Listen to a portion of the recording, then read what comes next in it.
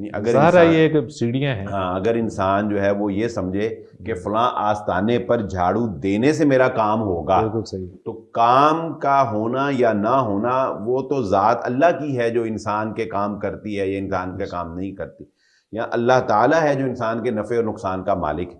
تو اگر کوئی انسان اس نیت سے جھاڑو کسی آستانے پر جا کے دیتا ہے کہ میرا فلاں کام ہو جائے گا، تو یہ عقیدہ، یہ باطل نظریہ جو ہے یہ تو اس کو نعوذ باللہ شرک تک پہنچا دینے والا ہے.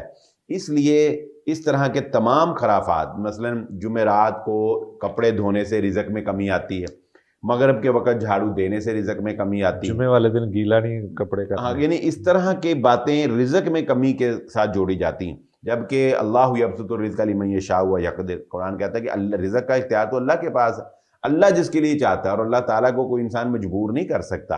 اور یہ چیزیں جو ہے جیسا کہ رسول اللہ صلی اللہ علیہ وسلم نے فرمایا کہ نظر جو ہے وہ اس کا تعلق کام کے ہونے یا نہ ہونے سے نہیں ہے، تم اللہ کو مجبور نہیں کر سکتے. یعنی اگر کوئی بندہ یہ نظر مانے کہ جی میں 1,00,000 روپیہ صدقہ کروں گا اگر میرا فلاں کام ہو جائے، تو کیا اللہ تعالیٰ کہے کہ یار اس نے اب 1,00,000 روپیہ جو ہے وہ دینا ہے تو چلو اس کا کام کر دو؟ نہیں، رسول اللہ صلی اللہ علیہ وسلم نے کہ اللہ تعالیٰ کو تم مجبور نہیں کر سکتے، اگر وہ کام اللہ نے کرنا ہے تو کرنا ہے، اور اگر نہیں ہونا تو نہیں ہونا. ہمارے نظر ماننے سے کام کے ہونے یا نہ ہونے کا کوئی تعلق نہیں. ہاں بلکہ نبی نے فرمایا تو یہ بخیل سے اس کا پیسہ نکلوا لیتے.